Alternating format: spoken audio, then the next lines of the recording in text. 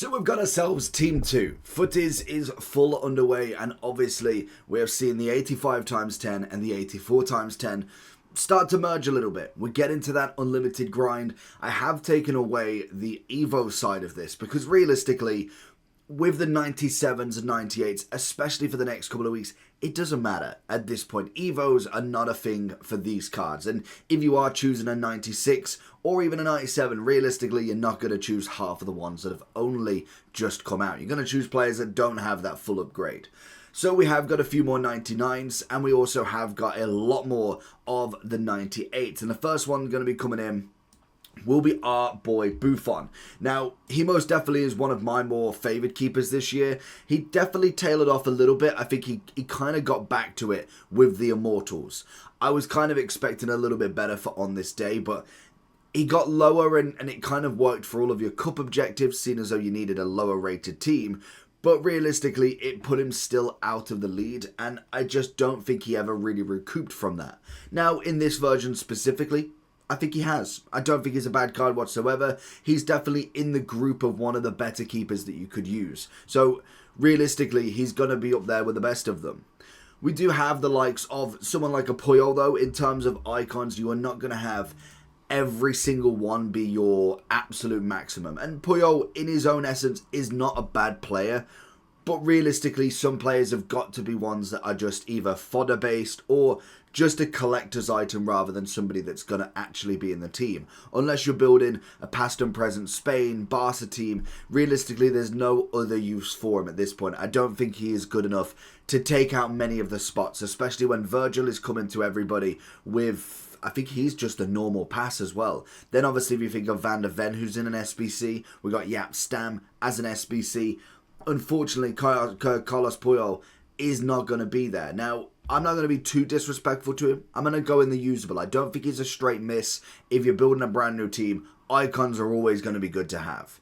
And another one's good to have in terms of an SBC that we got is going to be our boy Dalglish. Now, he has had many cards that you can go with. We obviously saw the 94. We also saw the 88 and 89 that could have gone to the 94 as well from an Evo way back when. And again, he's an absolute exceptional SBC to finish. He is one of the better strikers. Yes, I would have preferred the quick step over the lovely little incisive pass, but it kind of is what it is for him. Now, I think personally from Dalglish, in terms of this endgame sort of striker, I like him. Even without the quick step, that could be added later if you really wanted to. So if you're looking for coins, check in the description for El Dorado. Depending on the coin amount that you're looking for, the delivery time is displayed on the website, and you'll see lots of different trusted sellers with reviews on specifics and also the ability to be able to pick who you want. It will also show how much they have in stock, and obviously you can see that they are verified members. There is 100% refund ability and also 24/7 support if you need any questions with your coin needs. Also, if you head over to Trustpilot as well, you can see over 30,000 upvotes for them. You can see how reliable they are. Obviously great feedback across the entire board with El Dorado. So when on checkout, make sure you are using the code JT11 for 5% off your order every time. Discount code JT11. Now let's get back to the video.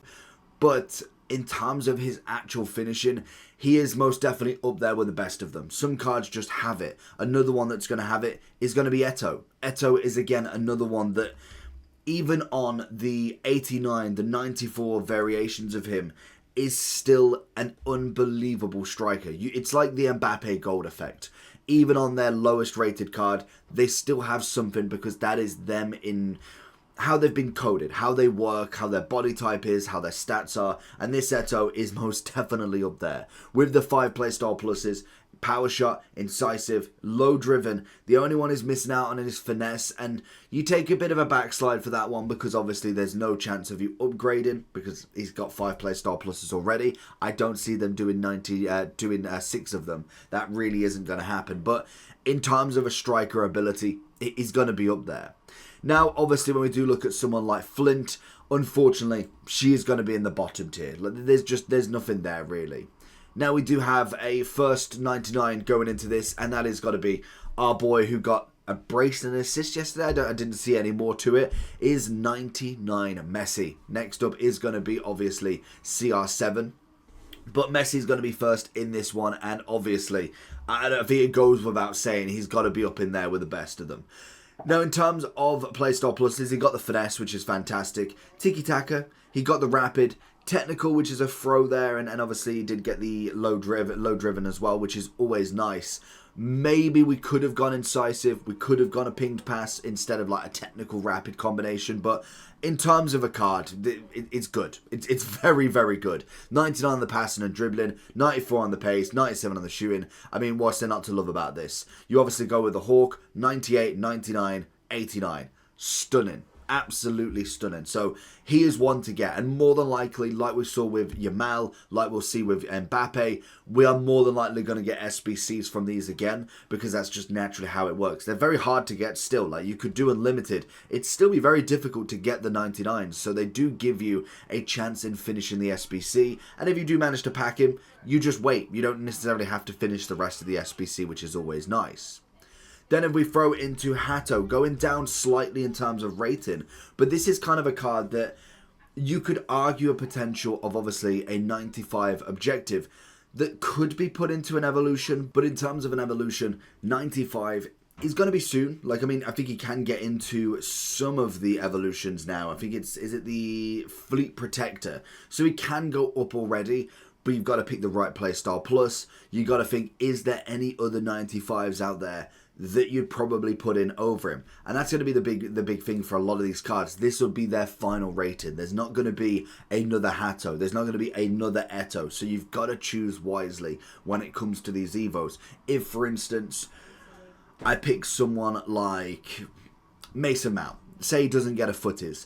If I don't Evo him for my Man U team, for an England team, there is going to be no other cards out there with him. Whereas Hato, he's got the 95. Stats-wise, is still very, very good. So you can't argue that he's not necessarily a bad player. Now, obviously, the argument's going to be, is he really going to go up against a Nuno Mendes, an upgraded Teo Hernandez that eventually is going to come out? And realistically, no, he's not. He's going to be in that bottom category, because that's just the point. Kerr, as another objective, she's going to be in that bottom category. I could maybe pull out a little bit for Puyol, because he does have that icon chemistry. He does have some decent stats in that centre-back role. And yes, Hato does, but I think you've got to be realistic of who you're actually going to use at this point. I think if I was going to be very, very lenient, Hato would be the only one that I'd say could be the more usable out of them kind of misses. Throwing into another centre-back who most definitely is up there with the best of them, it's going to be our boy Saliba. Now, he did get a 97. If this is the final, which more than likely is, I would say he's going to be a perfect candidate for an evolution to get him to that 99. It'd be nice to get a final playstyle plus on him, get him maybe an aerial or something.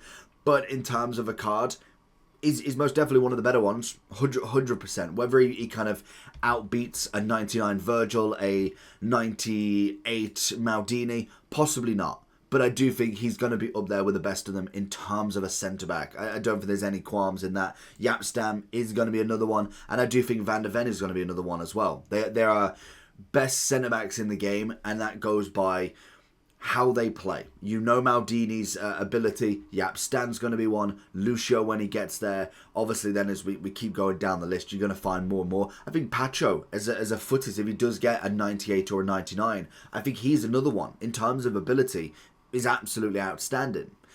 Obviously, again, it's going to go without saying, R9's got to be in here. I mean, he is crazy in himself. He's going to be one of the most sought after cards in the game, because last year I don't think he got. Do we see, where's the... I hate that they've changed this. Where's the previous versions? We did get, I want to say it was just a 98 last year. Let's change back to this so I can see. I do like the format, but I can't find where the generations is. I'm pretty sure, yeah, he got the 98, 97 the year before, and 97 the year before. So this is the first 99 we're seeing of R9. So this is going to be sought after by an absolute landslide. So everybody wants him. Playstyle pluses wise, rapid, low driven, finesse. It's the only three you need realistically. Quick step obviously is going to be a good substitution. And if we want to throw the final 99 in here, I think that's all. Hansen as well. Nuno Mendes is, at the moment, the best left back in the game. I think without a shadow of a doubt. Teo Hernandez will eventually take that crown again, especially now he's definitely solidified himself into a Futties. Of course he was going to anyway, but he obviously has moved teams, so he's going to get a transferred 99, which is going to be incredible in itself as well. But Nuno Mendes is stunning. And then if we do go to the final 99, because why not? We do have Hansen, and finally we got a better upgrade. Now, I mean, I could have asked for a finesse at the minimum still.